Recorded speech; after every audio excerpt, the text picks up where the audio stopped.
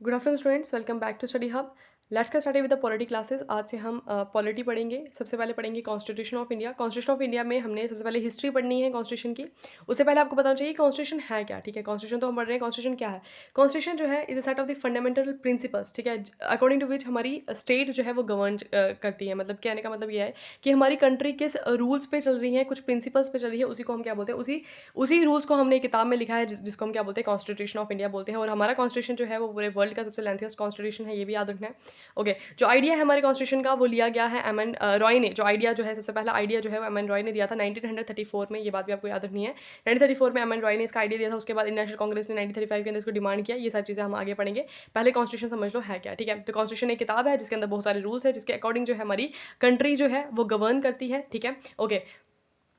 The main objective जो है ये हमारा क्या है कि कुछ ऐसे पॉलिटिकल कल्चर को हमने इवॉल्व करना है जो हमारी कुछ वैल्यूज़ के ऊपर बेस हैं। ठीक है, ओके। और इनको हम इनको गाइड कौन करता है, कुछ इंस्टीट्यूशन जो हमारे अंडर कॉन्स्टिट्यूशन बनाए जाते हैं वो हमारे इन रूल्स को एप्लीकेबल करने के लिए जो है वो इसमें काम करते हैं। ठीक है जी, ये समझ आया कॉन्स्टिट्यूशन क्या है। ठीक है, कॉन्स्टिट्यूशन का आइडिया किसने दिया था, अभी तक हमने सिर्फ यही पढ़ा। ठीक है, मेनली यही है। ओके, और यहाँ पर एक इंपॉर्टेंट चीज़ ये है कि जो एट प्रेजेंट हमारा कॉन्स्टिट्यूशन है उसके अंदर भी जो रूल्स हैं वो ओरिजिनेशन जो है वो उसी टाइम पर हो गया था जिस टाइम पे हमारे ब्रिटिशर्स का रूल था। ओके, इसका जो ओरिजिन एंड ग्रो जो है इंडियन कॉन्स्टिट्यूशन की, उसकी रूट्स जो है वो हमारे British period of Indian history में ही है।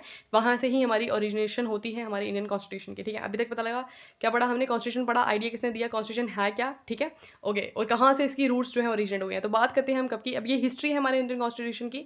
ओके, सबसे पहले बात करते हैं हमारी कंपनी रूल की। तो मैंने आपको बैटल ऑफ प्लेसी से पढ़ा दिया था, 1757 में बैटल ऑफ प्लेसी होती है। उसके बाद हमें देखा कि इस तरह से ईस्ट इंडिया कंपनी का जो है रूल यहाँ पर होना शुरू हो जाता है। तो हमारे रॉबर्ट क्लाइव जो थे उस टाइम पे रॉबर्ट क्लाइव जो है वो गवर्नर बन जाते हैं हमारे बंगाल के। उसके बाद से यहाँ पर समझो। ठीक है, अब जो पॉलिटिकली चीज़ें कैसे चल रही हैं उसके बारे में देखेंगे।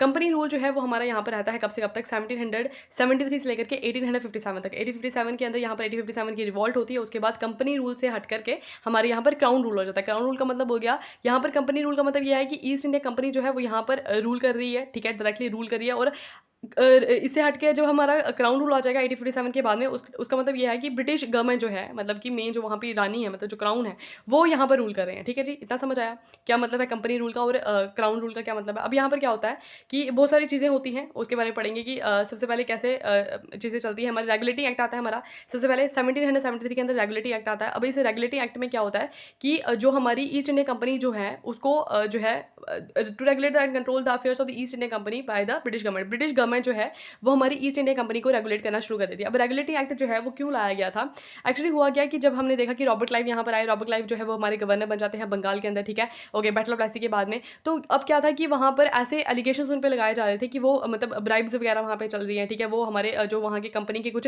इंप्लॉयज़ हैं वो क्या कर रहे हैं, कुछ प्राइवेट प्रैक्टिसेस कर रहे हैं। ठीक है, लोगों का पैसा जो है वो लूट रहे हैं। तो इस तरह से अफवाहें जो है वो वहाँ पर ब्रिटेन ने पहुँच दी। अब क्या था, ब्रिटिश गवर्नमेंट जो है वो यहाँ पर कंपनी को जो है उसको रेगुलेट करना शुरू कर देती है यहाँ पर। ठीक है, सबसे पहले क्या हुआ, रेगुलेटिंग एक्ट में जो ब्रिटिश गवर्नमेंट है वो इनको रेगुलेट करना शुरू कर, अभी रेगुलेट ही कर रही है, चल रही है हमारी ईस्ट इंडिया कंपनी है, यहाँ पर क्राउन रूल नहीं आया, लेकिन उनको रेगुलेट और कंट्रोल करने का काम जो है ब्रिटिश गवर्नमेंट ने ले लिया। ठीक है, ओके। और यहाँ पर जो गवर्नर था हमारे बंगाल का, जो हमारे कौन थे, रॉबर्ट क्लाइव थे, उनको उनकी जगह जो है अब यहाँ पर क्या हो गया, गवर्नर जनरल ऑफ बंगाल आ गया। ठीक है, पहले था गवर्नर ऑफ बंगाल, अब हो गया गवर्नर जनरल ऑफ बंगाल। ठीक है, ओके। अब इस जो गवर्नर जनरल ऑफ बंगाल थे इनके पास जो है कहाँ कहाँ की अथॉरिटीज़ थी, मद्रास की भी, बॉम्बे की भी, कलकत्ता को भी, ये तीनों तीनों जगह को जो है ये हैंडल करते हैं। ठीक है, ओके। और जो पहले हमारे गवर्नर जनरल थे वो हमारे वरन हेस्टिंग्स थे। अभी तक हमने हिस्ट्री के अंदर दो ही बंदे जो है मेन पढ़ लिए। एक पढ़ लिया हमने governor of Bengal.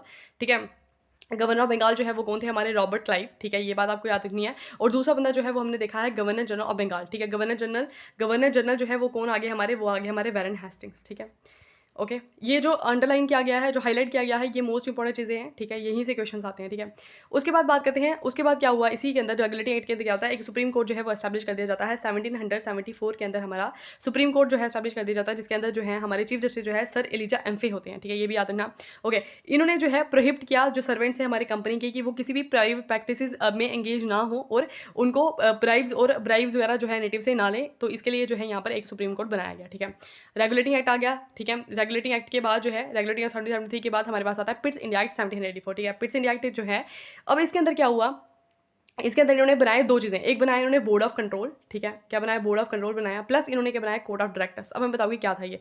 Board of control बनाया, बोर्ड ऑफ कंट्रोल के अंदर जो है वो 6 मेंबर्स थे, जिसमें से 2 मेंबर्स जो थे वो ब्रिटिश कैबिनेट के थे, मतलब ब्रिटिश वहाँ से आ रहे थे, ब्रिटिश कैबिनेट से आ रहे थे, और बाकी जो थे वो काउंसिल के ही बंदे थे, ठीक है, रिमेनिंग फ्रॉम द पायरी काउंसिल। पायरी काउंसिल जो पहले की यहाँ पर काउंसिल बनाई गई थी, उसके मेंबर्स थे यहाँ पर, ठीक है, ओके। अब बोर्ड जो है उसको सेटअप किया गया कि वो कंपनी के अफेयर्स को देखे कि वो कुछ गलत काम तो नहीं कर रहा है, इसलिए जो है अब क्या हो गया था कि जो ब्रिटिश गवर्नमेंट वो थोड़ी सी ना एक्टिव हो गई थी, उनको ऐसा लग रहा था कि यार मतलब एक तरह से क्या होता है कि अगर कोई कंपनी किसी कंट्री की कंपनी कहीं पर रूल कर रही है, अगर वहाँ पर एलिगेशंस लगे कि यार ये ब्राइब्स ले रहे हैं या फिर गलत कर रहे हैं, तो वो कहीं ना कहीं कंट्री बदनाम होती है, तो ब्रिटिश गवर्नमेंट ये नहीं चाहती थी, ठीक है। तो इसलिए इन्होंने क्या किया, यहाँ पर दो चीज़ें बनाई, बोर्ड ऑफ कंट्रोल बनाया और क्या बनाया, कोर्ट ऑफ डायरेक्टर्स बनाया, ठीक है। 6 मेंबर्स थे उसके अंदर, दो जो थे ब्रिटिश कैबिनेट से थे, बाकी जो काउंसिल से थे, ठीक है, ओके। अब ये जो कंट्री जो थी वो देख रही थी कंपनी के अफेयर, और जो बोर्ड था ना, बोर्ड जो था वो मेनली फाइनेंशियल मैटर्स पे कंट्रोल करने के लिए इन्होंने बोर्ड ऑफ कंट्रोल बनाया, ठीक है। बोर्ड ऑफ कंट्रोल का मेन काम जो था वो क्या था, फाइनेंशियल मैटर्स को कंट्रोल करना कंपनी के, और जो कोर्ट ऑफ डायरेक्टर्स जो थे वो इन्होंने बनाया ट्रेड और कॉमर्स के लिए, मतलब ये जो ट्रेड का काम है वो कोर्ट ऑफ डायरेक्टर्स देखेंगे, और जो बोर्ड ऑफ कंट्रोल है वो फाइनेंशियल मैटर्स देखेंगे। और क्वेश्चन आता है बोर्ड ऑफ कंट्रोल के अंदर कितने मेंबर, तो 6 मेंबर्स थे, ये बात आपको याद रखनी है पिट्स इंडिया एक्ट से।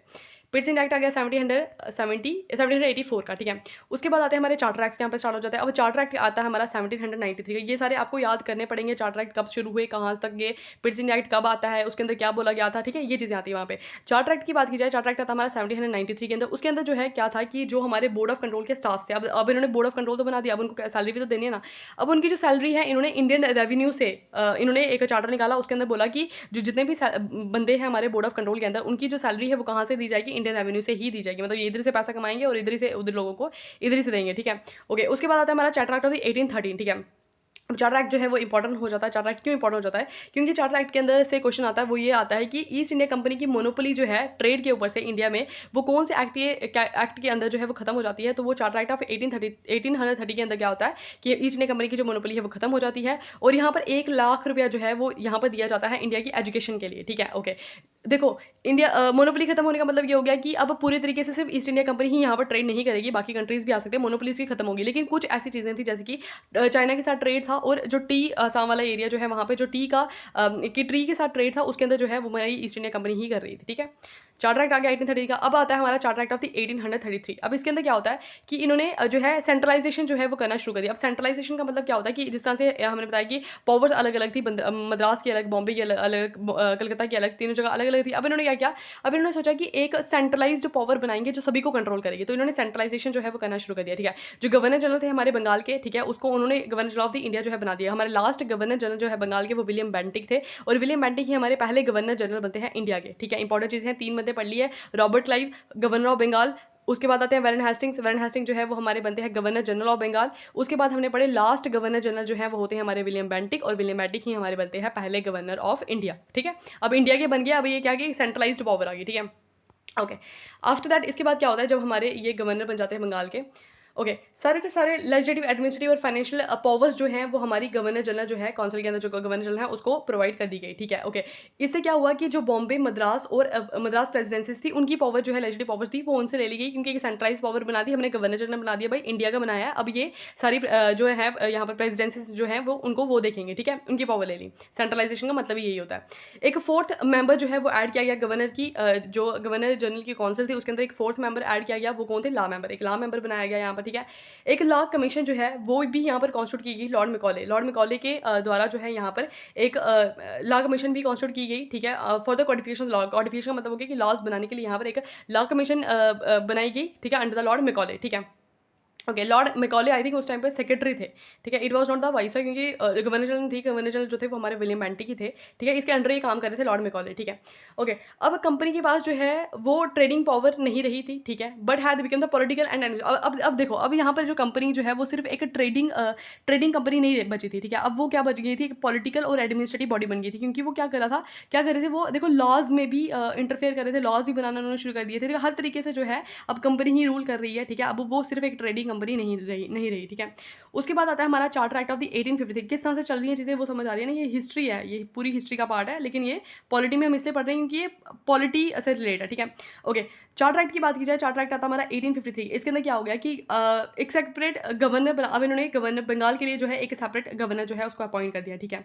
ओके, और लेजिस्लेटिव और एग्जीक्यूटिव फंक्शंस जो हैं वो भी इन्होंने अलग अलग कर दिया। अब यहाँ पे कुछ अच्छी चीज़ें हुई हैं, देखो पहले इन्होंने बंगाल को एक गवर्नर दे दिया, ठीक है, और लेजिस्लेटिव और एग्जीक्यूटिव चीज़ें अलग अलग कर दी, ठीक है। एक ओपन कॉम्पिटिशन सिस्टम जो है इन्होंने रखा सिविल सर्वेंट्स के लिए, ठीक है, और यहाँ पर इंडियंस के लिए भी उसको ओपन किया, ठीक है। इंडियंस को भी अलो किया कि आप सिविल सर्विसेज में पार्टिसिपेट कर सकते हो, ठीक है। और आपको पता होना चाहिए कि जो कौन से ऐसे वाइसरॉय थे उस टाइम पर, वाइसरॉय थे जिन्होंने जो है अलो किया था इंडियंस को इंडियन सिविल सर्विसेज में आ जाने के लिए, वो लॉर्ड डलहौजी थे जिन्होंने इंडियंस को अलो किया था, ठीक है, ये बात भी याद रखना।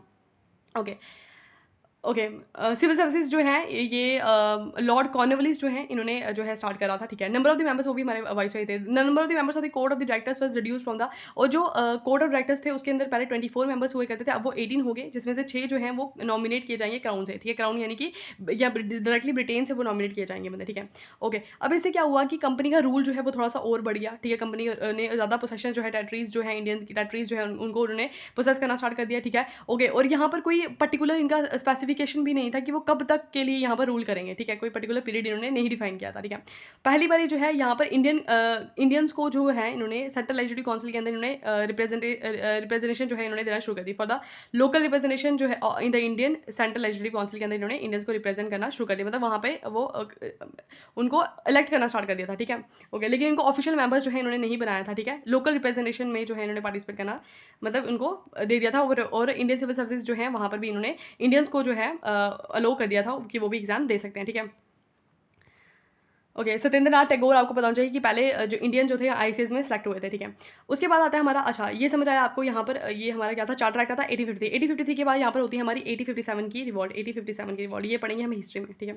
1857 की रिवॉल्ट में क्या होता है, विद्रोह होते हैं, ठीक है, कुछ पॉलिटिकल मैटर होते हैं, कुछ इकोनॉमिकल फैक्टर्स होते हैं, मैं ऐसे समझा देती हूँ इसमें क्या होता है। फिर यहाँ पर क्या होता है कि बहुत ज़्यादा रिवॉल्ट होता है, ठीक है, बहुत ज़्यादा क्रांतिकारी जो है मारे जाते हैं, ब्रिटिश ऑफिशियल्स भी मारे जाते हैं, तो इस तरह से इसके बाद से क्या होता है कि अब जो है ब्रिटिश क्राउन का रूल होता है उस टाइम पे, वो सोचते हैं कि अब हम अपने हाथ में ये सारा सिस्टम ले लेंगे, अब ईस्ट इंडिया कंपनी जो है उसको पूरी तरीके से खत्म कर दिया जाएगा। अब यहाँ पर स्टार्ट होता है हमारा क्राउन रूल। क्राउन रूल जो है हमारा 1857 से लेकर के पूरा 1947 देश आज़ाद नहीं हो जाता तब तक हमारा यहाँ पर क्राउन रूल चलता है, ठीक है। क्राउन रूल में ये सबसे पहले निकालते हैं गवर्नमेंट ऑफ इंडिया एक्ट 1858, ठीक है। अब 1858 का जो गवर्नमेंट ऑफ इंडिया एक्ट था उसके अंदर क्या हुआ, सबसे पहले इन्होंने जो पावर थी वो ट्रांसफर कर दी कंपनी से ब्रिटिश क्राउन, मतलब कंपनी जो है ईस्ट इंडिया कंपनी पूरी तरह से खत्म होगी और यहाँ से स्टार्ट होता है हमारा ब्रिटिश क्राउन जो है वो यहाँ पर रूल करना शुरू कर दिया, यानी कि ब्रिटिश जो है वहाँ पर जो गवर्नमेंट चल रही है वो यहाँ पर रूल करेगी, ठीक है। कोर्ट ऑफ डायरेक्टर्स और बोर्ड ऑफ कंट्रोल जो है इन्होंने कोर्ट ऑफ डायरेक्टर्स को भी खत्म कर दिया, बोर्ड ऑफ कंट्रोल को भी खत्म कर दिया, ठीक है। ओके, उसके बाद इन्होंने क्या किया, okay, and the system of the double government का सिस्टम यहाँ पर चल रहा था, ठीक है। अलग अलग गवर्नमेंट होगी वहाँ पे, वो भी खत्म कर दी इन्होंने। सेक्रेटरी ऑफ द स्टेट जो है वो इन्होंने एस्टैब्लिश करा यहाँ पर, और एक 15 मेंबर की काउंसिल बनाई, ठीक है, उनको असिस्ट करने के लिए। एक सेक्रेटरी ऑफ स्टेट होगा और एक 15 मेंबर की काउंसिल होगी उनको असिस्ट करने के लिए। और ये जो हमारा सेक्रेटरी था स्टेट का, ठीक है, ओके, ये जो सेक्रेटरी था स्टेट का ये ब्रिटिश कैबिनेट का मेंबर होगा, मतलब कि जो ब्रिटेन में कैबिनेट है वहाँ का एक मेंबर होगा सेक्रेटरी ऑफ द स्टेट, जो यहाँ पर आकर के ये सारी चीज़ों को देखेगा, ठीक है। ओके, और ये आंसरेबल होगा ब्रिटिश पार्लियामेंट को। ओके, यहाँ पर आ गया हमारा गवर्नमेंट ऑफ इंडिया एक्ट आ गया 1858, और इसके अंदर एक चीज़ मेन क्या होगी कि जो गवर्नर जनरल था उसको अब हमने, गवर्नर ऑफ इंडिया था हमने पढ़ा था विलियम बेंटिक था, अब उसको बना दिया गया वाइसरॉय ऑफ इंडिया, यानी कि लॉर्ड कैनिंग जो है वो हमारे बनते हैं पहले वाइसरॉय ऑफ इंडिया, ठीक है। अब यूनिटरी रिजिड और एक सेंट्रलाइज एडमिनिस्ट्रेटिव स्ट्रक्चर यहाँ से स्टार्ट हो जाता है। अब बनते हैं हमारे पास वाइसरॉय ऑफ इंडिया। पहले हमने पढ़ा गवर्नर ऑफ बंगाल जो थे हमारे रॉबर्ट क्लाइव, फिर हमने पढ़ा गवर्नर जनरल ऑफ बंगाल जो थे हमारे वारेन हेस्टिंग्स, उसके बाद हमने पढ़ा गवर्नर जनरल ऑफ इंडिया, ठीक है, गवर्नर ऑफ इंडिया जो है वो हमारे विलियम बेंटिक थे। उसके बाद हमने पढ़ा वाइसरॉय ऑफ इंडिया। अब आते हैं हमारे वाइसरॉय, अब वाइसरॉय ही चलेंगे, ठीक है, जब तक कि हमारा देश आज़ाद नहीं हो जाता वाइसरॉय चलेंगे। और ये जो वाइसरॉय थे हमारे, ये हमारे पहले वाइसरॉय जो थे वो लॉर्ड कैनिंग थे, that is most important, Lord Canning का नाम आपको याद रखना है। ओके, 1857 के रिवॉल्ट में वाइसरॉय कौन थे, ये भी हम वाइसरॉय लॉर्ड कैनिंग ही थे, ये भी याद रखना। उसके बाद आता है हमारा इंडियन काउंसिल एक्ट 1861। अब इंडियन काउंसिल एक्ट 1861 के अंदर क्या हुआ कि इन्होंने एक पहले 4th मेंबर डाला था, अब यहाँ पर एक 5th मेंबर जो है इन्होंने वाइसरॉय की एग्जीक्यूटिव काउंसिल के अंदर डाल दिया, ठीक है। ओके, 1784 में के एक बंदा और डाल देते हैं यहाँ पर, ठीक है। और यहाँ पर क्या था, इन्होंने इंडियंस को जो है वो as a non official members जो है वो काउंसिल के अंदर नॉमिनेट करना स्टार्ट कर दिया था, ठीक है। वहाँ पे सिर्फ रिप्रेजेंटेशन दी थी और यहाँ पर जो है इन्होंने नॉमिनेट करना भी जो है स्टार्ट कर दिया था। ओके, तीन मेंबर्स जो हैं इंडियन मेंबर्स जो है वहाँ पे इन्होंने नॉमिनेट कर दिए थे, ठीक है। Okay, it made beginning of the representation of the institution by associated Indians with लामे। अब यहाँ पर एक्चुअली क्या हुआ कि जिस तरीके से उन्होंने वाइसरॉय की एग्जीक्यूटिव काउंसिल के अंदर इंडियंस को नॉमिनेट करना स्टार्ट कर दिया as a non official members, तो इस तरह से जो है लॉ मेकिंग प्रोसेस में इंडियंस जो है वो पार्टिसिपेट करना। एक्चुअली ये जो 3 मेंबर इन्होंने किए थे ये वो बंदे थे, मैक्सिमम ये जो थे ये प्रिंसली स्टेट्स थे जिनकी ब्रिटिशर्स के साथ अच्छी बनती थी, ठीक है, उन बंदों को इन्होंने अलो किया था, ठीक है। लेकिन यहाँ से हम ये कह सकते हैं कि यहाँ पर इंडियंस को जो है लॉ मेकिंग प्रोसेस में इन्होंने रिप्रेजेंटेशन देना शुरू कर दी, ठीक है। अब हम लॉ मेकिंग प्रोसेस के अंदर इन्वॉल्व हो सकते थे, ठीक है। अब एग्जीक्यूटिव काउंसिल जो थी उसके अंदर जो है 6 से 12 मेंबर्स जो हैं ये हमारे 6 से 12 मेंबर्स होते हैं यहाँ पर, और पोर्टफोलियो सिस्टम जो है वो स्टार्ट हो जाता है। पोर्टफोलियो सिस्टम का मतलब होता है कि एक मेंबर होगा वो रिस्पॉन्सिबल होगा कि किसी तरीके से काम हो रहा है या नहीं हो रहा, इस तरह से पोर्टफोलियो सिस्टम जो है वो इंट्रोड्यूस किया गया, so that the work could be distributed among the members, कि अच्छे तरीके से मेंबर्स में जो है वर्क जो है वो डिस्ट्रीब्यूट हो जाए, तो एक पोर्टफोलियो सिस्टम इन्होंने बना दिया, ठीक है, कि मतलब हर एक बंदा जो है वो रिस्पॉन्सिबल होगा गवर्नमेंट के जो भी डूइंग्स जो है उनमें, ठीक है। ओके, तो और वाइसरॉय के पास पावर थी ऑर्डिनेंसेस बनाने की। अब ऑर्डिनेंसेस जो है वो क्या होते हैं, हमारे इंडियन कॉन्स्टिट्यूशन के अंदर आर्टिकल नंबर 123 जो है वो ऑर्डिनेंसेस की पावर देता है हमारे प्रेसिडेंट को। इसमें क्या होता है कि जब कोई भी हाउस जो है वो हमारा नहीं है सेशन में, तो उस टाइम पे हम कैसे, अगर हमने कोई लॉ पास करना है तो कैसे करेंगे, तो हमारा जो प्रेसिडेंट है वो ऑर्डिनेंसेस बना सकते हैं, उसी तरह से वाइसरॉय को भी इन्होंने ऑर्डिनेंसेस बनाने की जो है पावर दे दी थी, ठीक है। उसके बाद क्या हुआ, अब पहले इन्होंने सेंट्रलाइजेशन करना स्टार्ट कर दिया कि हाँ हमें क्या बनाएंगे, गवर्नर जनरल बनाएंगे इंडिया का, अब सेंट्रलाइजेशन करेंगे। लेकिन अब हमने क्या किया, इन्होंने डिसेंट्रलाइजेशन जो है वो इन्होंने करनी स्टार्ट कर दी। डिसेंट्रलाइजेशन का मतलब क्या हो गया कि इन्होंने बॉम्बे को उसकी पावर देना स्टार्ट कर दी, लेजिस्लेटिव पावर उनको दे दी, मद्रास को जो है उनकी पावर देना स्टार्ट कर दी, ठीक है। उसके बाद आता है हमारा इंडियन काउंसिल एक्ट 1892, ठीक है। इंडियन काउंसिल एक्ट 1892 के अंदर क्या होता है, यहाँ पर इन्होंने पहली बारी जो है अलो किया इंडियंस को बजट को रिप्रेजेंट बजट को डिस्कस करने के लिए जो है इन्होंने पावर दी किनको, इंडियंस को, ठीक है। ये पहली बारी ये किया इन्होंने, और एलिमेंट्री ऑफ द इलेक्शन जो है इन्होंने इंट्रोड्यूस किया, ठीक है। इलेक्शंस इंट्रोड्यूस किए, और दूसरा बजट को डिस्कस करने की पावर दी under Indian council act 1892। Question भी इसी तरह से पूछे जाएंगे, ठीक है। ओके, जो मेजॉरिटी ऑफिशियल्स जो थे वो तो हमारे ब्रिटिशर्स ही थे, लेकिन नॉन ऑफिशियल मेंबर्स जो थे वो बंगाल के चैम्बर से नॉमिनेट किए जा रहे थे, जो हमारे इंडियंस थे, ठीक है, ये याद रखना। उसके बाद आता है हमारा इंडियन काउंसिल एक्ट 1909, ठीक है, जिसको हम मॉर्ले मिंटो रिफॉर्म्स भी कहते हैं। अब इसके अंदर क्या था, पहले आपको पता चाहिए कि मॉर्ले जो थे वो कौन से सेक्रेटरी थे स्टेट के, और जो मिंटो थे वो हमारे कौन थे, मिंटो जो थे वो वाइसरॉय थे, ठीक है। तो लॉर्ड मॉर्ले वो secretary of the state and Lord Minto जो है इन्होंने अनाउंस किया इंडियन काउंसिल एक्ट 1909, ठीक है। ये फर्दर रिफॉर्म्स के लिए था। इसके अंदर इन्होंने क्या किया कि सप्लीमेंट्री, अब इसके अंदर जो मेन पॉइंट्स है वो क्या था, इन्होंने सप्लीमेंट्री क्वेश्चन जो है उनको करने का जो है, पहले सप्लीमेंट्री क्वेश्चन करने का जो है हक दिया, ठीक है। ओके, सप्लीमेंट्री क्वेश्चंस आप कर सकते हो।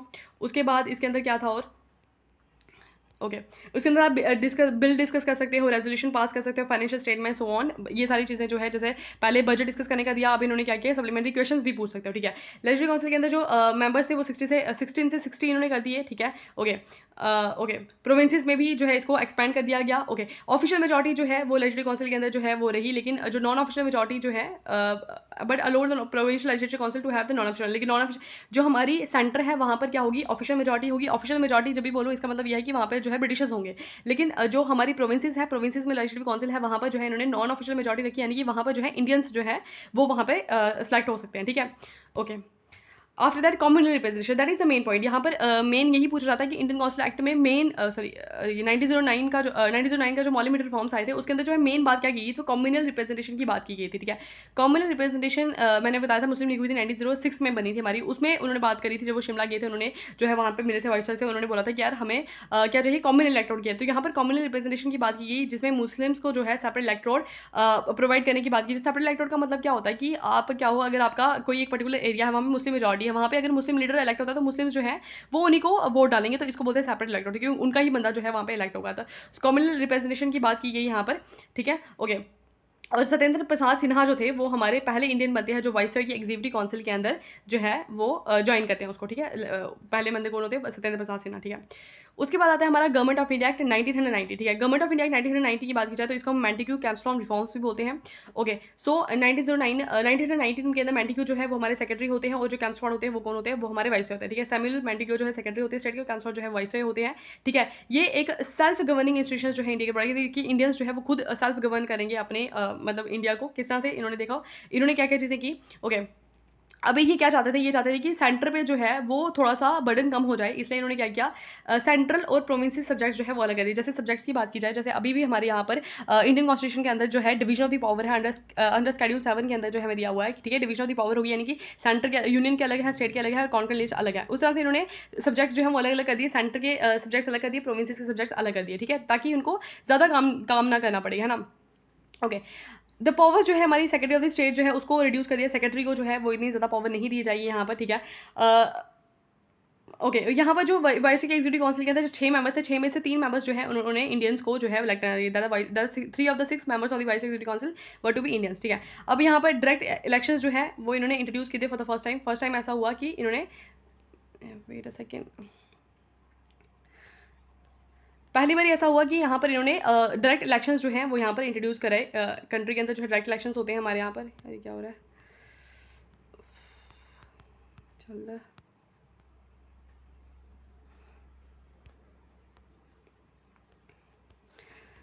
ओके ओके, डायरेक्ट इलेक्शंस जो है वो यहाँ पर इंट्रोड्यूस करते हैं यहाँ पर, ठीक है। द सेंट्रल लेजिस्लेचर जो है उसके पास बाई कैमरल लेजिस्लेचर होता है, पहली बार ये जो है बाई कैमरल लेजिस्लेचर जो है वो इंट्रोड्यूस करते हैं। अब बाई कैमरल लेजिस्लेचर क्या होता है, जैसे अभी भी हमारा क्या है, बाई कैमरल लेजिस्लेचर है सेंटर में, जैसे कि हमारे 2 हाउसेज है, upper house lower houses, by cameral legislature किया इन्होंने। और डायरेक्टरी सिस्टम जो है इन्होंने इंट्रोड्यूस किया प्रोविंसेस में इन्होंने डायरेक्टरी सिस्टम है। डायरेक्टरी सिस्टम का होता है ड्यूअल गवर्नमेंट, 2 तरीके से गवर्नमेंट चलेगी। उसमें कैसा था कि यहाँ पर इन्होंने इस तरह से डिवाइड किया कि यहाँ पर 2 कैटेगरीज में डिवाइड किया, एक रिजर्व के 2 सब्जेक्ट्स होंगे, रिजर्व और ट्रांसफर सब्जेक्ट्स, ठीक है। अब इसमें इस तरह से चलेगी गवर्नमेंट की, यहाँ पर एक जो रिजर्व सब्जेक्ट होगा, जो हमारा ट्रांसफर सब्जेक्ट होगा, उसको एडमिनिस्टर किया जाएगा बाय द गवर्नर। गवर्नर उसको एडमिनिस्टर करेगा, लेकिन उसको रिस्पॉन्सिबल होगा वो किसको, लेजिस्लेटिव काउंसिल को। कहने का मतलब क्या है, हम इसका ना एक सेकेंड, हम ना इसका कलर चेंज करते हैं, ठीक है। अच्छा, अब देखो यहाँ पर क्या मतलब गया, डायरेक्टरी इन्होंने इंट्रोड्यूस करी कहाँ पर, प्रोविंसेस में, वहाँ पे 2 सब्जेक्ट बनाए, एक बनाया इन्होंने रिजर्व सब्जेक्ट, एक बनाया इन्होंने ट्रांसफर सब्जेक्ट, ठीक है। अब ट्रांसफर सब्जेक्ट वो था जहाँ पर हमारे इंडियन मिनिस्टर्स थे ना, वहाँ पर इन्होंने ट्रांसफर सब्जेक्ट रखे, और जहाँ पर हमारे ब्रिटिशर्स थे वहाँ पर इन्होंने रिजर्व सब्जेक्ट रखे।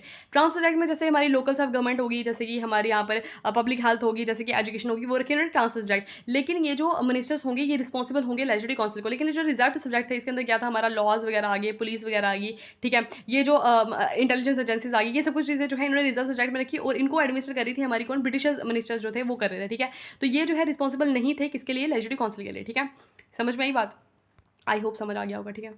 इसको टिक करो, क्रॉस करो, ठीक है। अच्छा, क्या क्या बताइए, ये लिखा हुआ है provincial subjects of the administration were to be, यार ओके, जो ये प्रोविंशियल सब्जेक्ट्स जो थे ये were administered to be divided in 2 categories, ठीक है। रिजर्व ट्रांसफर सब्जेक्ट जो है ये एडमिनिस्टर किए जाएंगे गवर्नर के द्वारा with the help of the minister responsible to the legislative council. वो रिस्पॉन्सिबल होंगे लेजिस्लेटिव काउंसिल के लिए, लेकिन जो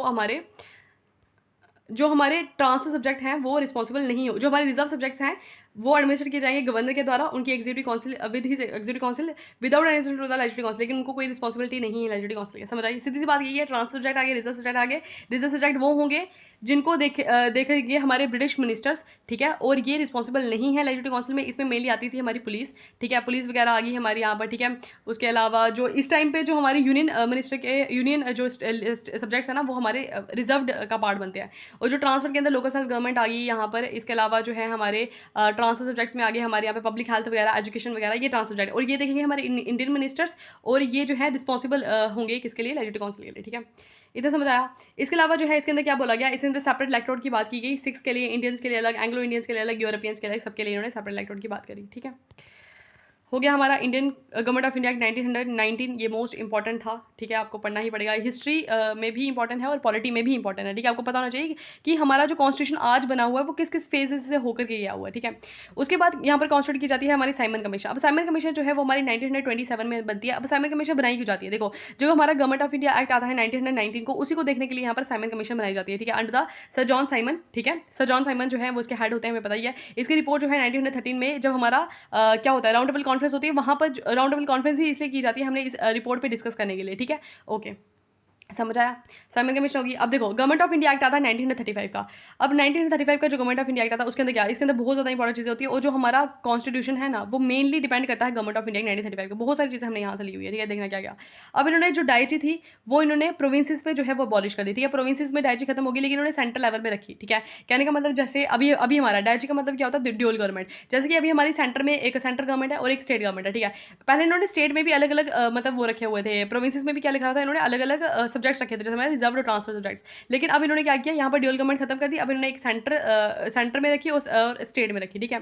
ओके, अब सब्जेक्ट्स जो है वो इन्होंने किस तरह से डिवाइड किए, यहाँ पर इन्होंने जैसे अभी भी 3 लिस्ट है, फेडरल लिस्ट आ गई जो हमारी यूनियन देखेंगे उसके अंदर 59 आइटम्स होगी, प्रोविंसेस देखेंगे वो 54 आइटम्स आ गए, और कॉन्करेंट लिस्ट में 36 आइटम्स आ गई, ठीक है। और रेजिडेंटरी पावर्स जो है ये हमारी वाइसरॉय ऑफ इंडिया जो है वो देखेंगे। रेजिडेंटरी पावर्स क्या होती है, देखो जो सब्जेक्ट्स होते हैं हमारे, जो हमारे यूनियन का, स्टेट का या कॉन्करेंट का किसी का भी पार्ट नहीं निभाते, इसके अलावा जो सब्जेक्ट्स होते हैं ना, मतलब इसके अलावा जो इशूज़ होंगे उनको देखेगी जो है, उनको कौन देखती है, उनको वाइसरॉय देखेगा, उसको बोलते हैं हम रेजिडेंटरी पावर, ठीक है। इतना समझ आया। अब देखो ओके, अब इसी के अंदर जो है चीज़ें जो बनी उसके बारे में देखते हैं। ऑल इंडिया फेडरेशन जो है इन्होंने बनाई, जिसके अंदर इन्होंने बोला कि जो प्रिंसेस स्टेट्स जो हैं वो भी इसके अंदर प्रिंसेस स्टेट्स को भी हम इसमें कॉन्स्टिट्यूट करेंगे ऑल इंडिया फेडरेशन के अंदर। लेकिन प्रिंसेस स्टेट्स जो थी इन्होंने जो है इसके अंदर जो है अपनी क्या बोलते हैं उसको, इन्होंने नहीं माना, इसलिए जो है यहाँ पर जो है ऑल इंडिया फेडरेशन नहीं बनाएगी, ठीक है। मतलब इन्होंने बोला कि ऑल इंडिया फेडरेशन बनाएंगे, जो भी नहीं बनाएगी। क्यों नहीं बनाएगी, क्योंकि प्रिंसेस स्टेट जो था इन्होंने यहाँ पर इनके साथ कॉपरेशन नहीं किया। इसके अलावा यहाँ पर बाइकैमरलिज्म जो है वो 6 आउट ऑफ 11 प्रोविंसेस में यहाँ पर बाइकैमरलिज्म इंट्रोड्यूस होता है। बाइकैमरलिज्म का मतलब होता है क्या, upper house and lower house, इस तरह से, ठीक है। ओके, इस टाइम पर अभी भी हमारा बाइकैमरलिज्म ही है मैक्सिमम स्टेट्स में, कुछ स्टेट्स ऐसी हैं जहाँ पर यूनिकैमरलिज्म, ठीक है। ओके, हमारी जम्मू कश्मीर यूटी के अंदर क्या यूनिकैमरलिज्म है, ठीक है। पहले क्या था, बाइकैमरलिज्म था। ओके, जो स्टेट लेजिस्लेचर थी उसके फेडरल लेजिस्लेचर जो थी उसके अंदर 2 चैम्बर बनाई गई, council of state and the federal assembly, ठीक है। इस टाइम पर ये वही हो गया जैसे हमारा बाइकैमरलिज्म है ना, वैसे ही मतलब एक हमारा अपर हाउस है, एक हमारा लोअर हाउस है, ठीक है। वहाँ पर हम बोलते हैं वहाँ पे राज्यसभा बोलते हैं, लोकसभा बोलते हैं, इस तरह से, ठीक है। और जैसे यहाँ पे लिखा होता है council of state was to be a permanent body, ठीक है। जो काउंसिल ऑफ द स्टेट है हमारे, वो एक परमानेंट बॉडी होगी जिसके 1/3 मेंबर जो है वो हर 2 साल बाद जो है रिटायर होंगे, ठीक है। हमने ये चीज़ भी यहाँ से ली होगी कि जो काउंसिल ऑफ द स्टेट है, जैसे हमारी अभी राज्यसभा है, वो जो है वो एक परमानेंट बॉडी है, ठीक है। वो डिजॉल्व कभी नहीं होती, और उसके जो मेंबर्स हैं 1/3 मेंबर्स जो है वो हर 2 साल बाद जो है वो रिटायर हो जाते हैं, ठीक है। ओके, उसके बाद अगर हम बात करें जो है okay, as per federal code, federal code की जो है उसकी एस्टैब्लिशमेंट होती है यहाँ पर, ठीक है। इसके अलावा क्या हुआ, यहाँ पर सेपरेट इलेक्टोरेट की बात की जाती है, किसके लिए, डिप्रेस क्लासेस के लिए, वुमेन्स के लिए, लेबर के लिए यहाँ पर बात की जाती है। उसके अलावा अगर हम बात करें reserve bank of India, that is most important question. Reserve bank of India जो है उसकी हमारी एस्टैब्लिशमेंट होती है, आरबीआई की जो हमारी एस्टैब्लिशमेंट कब होती है, under the government of India 1935 के अंदर जो हमारा आरबीआई बनता है, दैट इज ऑल्सो इंपॉर्टेंट, ठीक है। ओके, उसके अलावा जो है फेडरल पब्लिक सर्विस कमीशन बनाई जाती है, जॉइंट पब्लिक सर्विस कमीशन बनाई जाती है, ठीक है, फॉर द 2 और मोर प्रोविंसेस, ठीक है। तो गवर्नमेंट ऑफ इंडिया भी समझ आया आपको, ठीक है। एक तरह से हमारी हिस्ट्री कंप्लीट हो रही है, एक तरह से हमारी पॉलिटी खत्म हो रही है, ठीक है। हिस्ट्री की रिवीजन हो रही है, हिस्ट्री में पढ़ा दिया ये सब कुछ। उसके बाद बात करते हैं क्रिप्स मिशन। क्रिप्स मिशन भी वहाँ पे पढ़ाया था। ओके, सो क्रिप्स मिशन जो है वो हमारे यहाँ पर आता है 1942 under the Sir Stafford Cripps, ठीक है। ओके, तो क्रिप्स मिशन आता है। क्रिप्स मिशन में मैंने आपको बताया था डोमिनियन स्टेटस की बात की जा रही थी। डोमिनियन स्टेटस का मतलब ये होता है कि कुछ ऐसे मैटर होंगे जहाँ पर जो है मतलब जो ब्रिटिशर्स जो है वही रूल करेंगे, बाकी कंप्लीट इंडिपेंडेंस जो है आपको नहीं दी जाएगी। तो डोमिनियन स्टेटस की इन्होंने पहली बात करी, ठीक है। ओके, अब ये जो है एक असेंबली बना सकते हैं जिसमें मेंबर्स जो हैं वो कुछ इलेक्टेड होंगे प्रोविंशियल असेंबली से इलेक्ट होंगे, और कुछ नॉमिनेट किए जाएंगे प्रिंसेस स्टेट से, ये इन्होंने बोला, ठीक है। उसके बाद इन्होंने एक बात और बोली क्रिप्स मिशन के अंडर, इन्होंने बोला कि कोई ऐसी स्टेट जो है, इंडियन स्टेट जो है, अगर वो नहीं माना जाती है इंडियन कॉन्स्टिट्यूशन, अगर हम इंडियन कॉन्स्टिट्यूशन बनाते हैं, अगर वो उसको नहीं माना जाती है, तो उसके पास वो पावर है कि उसके पास राइट है कि वो जाकर के सीधे ब्रिटिश से जाकर नेगोशिएशन कर सकता है, ठीक है। ऐसा थोड़ी हो सकता है यार, अगर आप इंडिया पूरा है तो ऐसे थोड़ी होगा कि कोई स्टेट जाएगी और बोलेगी यार नहीं, मैं नहीं मान रही इंडियन कॉन्स्टिट्यूशन को, हमने नहीं मानना, हमें अलग से कॉन्स्टिट्यूशन चाहिए। तो ऐसा नहीं, ऐसा इन्होंने बोला था क्रिप्स मिशन। इसलिए जो है क्रिप्स मिशन जो है इसको बोला गया post dated cheque in a crashing bank, ये बोला हमारे गांधी जी ने, ठीक है जी। और ये फेल हो गया, इसको एक्सेप्ट ही नहीं किया किसी ने, ठीक है। उसके बाद आता है हमारे पास क्या, कैबिनेट मिशन प्लान। अब कैबिनेट मिशन प्लान जो है आपको पता होना चाहिए, कैबिनेट मिशन प्लान के अकॉर्डिंग ही हमारा जो है कॉन्स्टिट्यूशन जो है बना है। कैबिनेट मिशन प्लान जो है वो 1946 के अंदर आता है, ठीक है। कैबिनेट मिशन प्लान के अंदर 3 बंदे थे, ठीक है। इसके अंदर कौन कौन था, एक हमारा सर पैट्रिक लॉरेंस था, ठीक है, सर स्टैफर्ड क्रिप्स भी थे, और एवी अलेक्जेंडर, ये 3 बंदे थे इसके अंदर कैबिनेट मिशन प्लान के अंदर। इस प्लान के अंदर इन्होंने क्या बोला कि एक यूनियन ऑफ इंडिया जो है हमारी बनेगी, जिसके अंदर बहुत इंडियन स्टेट्स, मतलब जो ब्रिटिश इंडिया की स्टेट भी होती थी और इंडियन स्टेट्स भी होगी, मतलब कुछ ऐसी स्टेट्स थी जो इंडिपेंडेंट थी और कुछ जो थी ब्रिटिश इंडिया के अंदर थी। तो ये आ गया हमारे यहाँ पर, ठीक है। और फॉरेन अफेयर्स, डिफेंस और कॉम्बिनेशन को भी वो खुद ही कंट्रोल करेंगे, ठीक है।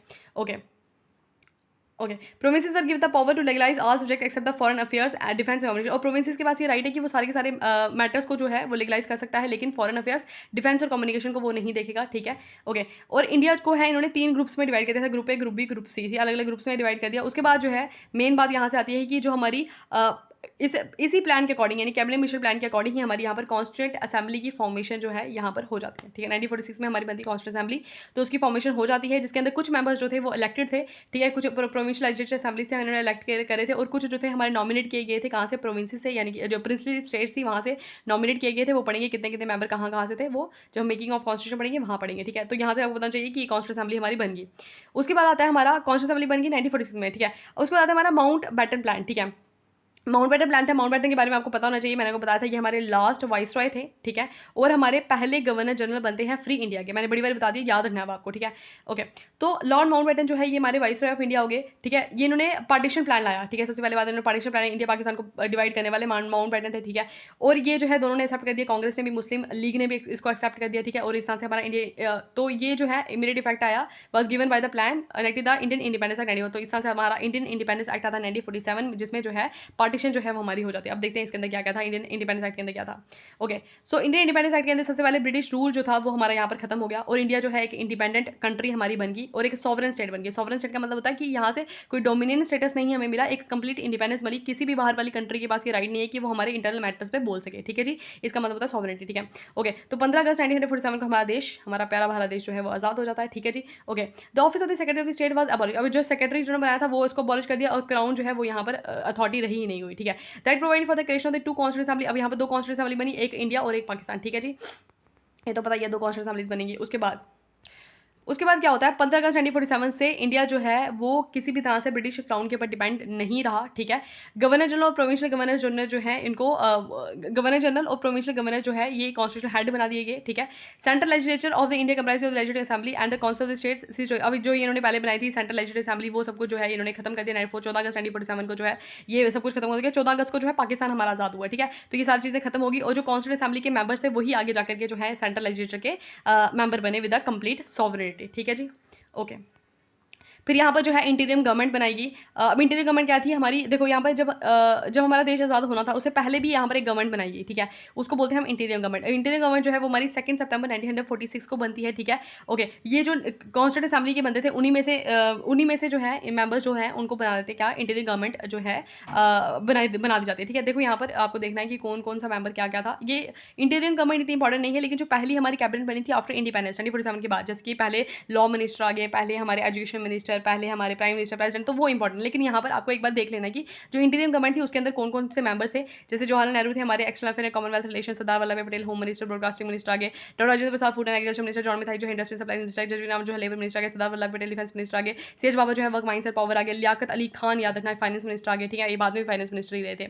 अब्दुल राव नहीं, फाइनेंस मिनिस्टर बाद में चेंज हो गए थे शायद, वो देखेंगे जब हम पढ़ेंगे ना हमारी जब 1947 के बाद जो हमारी गवर्नमेंट बनती है, कैबिनेट बनती है, उसमें देखेंगे, ठीक है। अब्दुल राम निश्तार जो है ये हमारे पोस्ट एंड एयर मिनिस्टर आगे, असफ अली जो है ये हमारे रेलवेज एंड ट्रांसपोर्ट आगे, सी राजगोपालचारी एजुकेशन आर्ट मिनिस्टर आगे।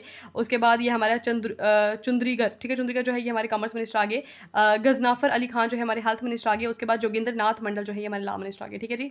तो ये बनती है कैबिनेट मिनिस्टर। इसके बाद पढ़ेंगे हम making of the Indian constitution. यहाँ तक चीज़ें समझ आ गई होगी आई थिंक। ये थी पूरी की पूरी हिस्ट्री हमारे कॉन्स्टिट्यूशन की, किस तरह से हमारा इंडियन कॉन्स्टिट्यूशन जो है फ्रेम होता है, कौन कौन से उसके अंदर चार्टर्स थे, कौन कौन से उसके अंदर रेगुलेटिंग एक्ट्स थे, ठीक है। तो ये सारे के सारे इंडियन कॉन्स्टिट्यूशन एक्ट वगैरह हमने सब कुछ पढ़ लिया, और यहाँ पर आकर के हमारी गवर्नमेंट भी बन गई, इंटीरियम गवर्नमेंट। अब पढ़ेंगे कि कॉन्स्टिट्यूशन बनने में क्या क्या हुआ, ठीक है, कहाँ कौन कौन सी कंट्री से हमने क्या क्या चीज़ें ली, ठीक है, क्या कितने मेंबर्स थे कॉन्स्टिट्यूशन असेंबली के अंदर। अब उन चीज़ों को डीप में पढ़ेंगे, ठीक है। यहाँ तक समझ आ गया आई होप। ओके, ठीक है, फिर bye bye, have a nice day.